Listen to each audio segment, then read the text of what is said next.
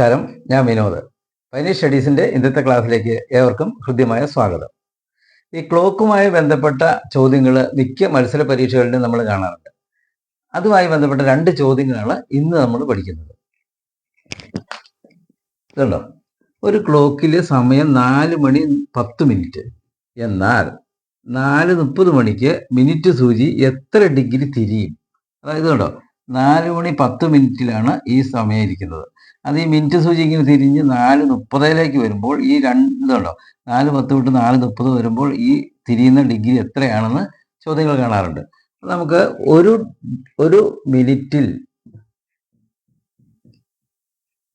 ഈ മിനിറ്റ് സൂചി എത്ര തിരിയുന്ന അറിയാമെങ്കിൽ നമുക്ക് കണക്ക് ചെയ്യാം. ഒരു മിനിറ്റിൽ 6 ഡിഗ്രിയാണ് ഒരു മിനിറ്റിൽ തിരിയുന്നത്. 6 ഡിഗ്രി. അങ്ങനെ ആകുമ്പോൾ 20 മിനിറ്റ് തിരിയുന്നത് എങ്ങനെയാണ് കണ്ടുപിടിക്കണേ? 20 × 6 അല്ലേ? ഒരു മിനിറ്റിൽ 6 അങ്ങനെ 20 മിനിറ്റിൽ 6 ഡിഗ്രി.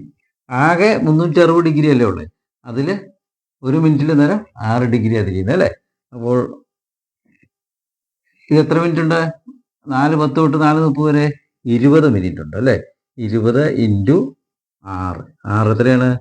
120 ഡിഗ്രി തിരിയും.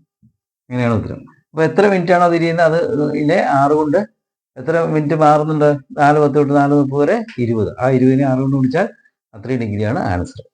ഒരെണ്ണം കൂടെ ചെയ്യുമ്പോൾ നമുക്ക് എളുപ്പത്തിൽ കിട്ടും. ഒരു ക്ലോക്കിൽ സൂചി 4 മണിക്കൂറിൽ എത്ര ഡിഗ്രി തിരിയും? 4 മണിക്കൂർ എന്ന് വെച്ചാൽ എത്ര മിനിറ്റാന്ന് നോക്കിയാൽ മതി. എത്ര മിനിറ്റാണ്? 15 മിനിറ്റ് അല്ലേ? 15 4 60 മിനിറ്റ് അല്ലേ ഒരു മണിക്കൂർ. അപ്പോൾ 15 മിനിറ്റ് 4 മണിക്കൂർ എന്ന് വെച്ചാൽ 15 മിനിറ്റ് ഇൻറ്റു ഒരു മിനിറ്റിൽ 6 അല്ലേ? അപ്പോൾ ഇൻറ്റു 6 = 15 90 ഡിഗ്രി തിരിയും. എങ്ങനെ? 4 മണിക്കൂറിൽ ഒരു ക്ലോക്കിലെ സൂചി അല്ലേ? അപ്പോൾ മിനിറ്റ് സൂചിയുടെ കാര്യമാണ് മിനിറ്റ്. എത്ര മിനിറ്റ് സൂചി? അപ്പോൾ 90 ഡിഗ്രിയാണ് ആ മിനിറ്റ് സൂചി തിരിയുന്നത്. അതാണ് കേട്ടോ, മിനിറ്റ് സൂചിയുടെ കാര്യമാണ് നമ്മൾ ഈ പഠിക്കുന്നത്. ഇത് അപ്പോൾ ഓർത്ത് വയ്ക്കുക, ഒരു മിനിറ്റിൽ മിനിറ്റ് സൂചി തിരിയുന്നത് എത്രയാണ്? 6 ഡിഗ്രി ആയിരിക്കും. ഓർത്ത് വയ്ക്കുകയാണെങ്കിൽ ഈ കണക്കിൽ നമുക്ക് മാർക്ക് പോകാതിരിക്കും.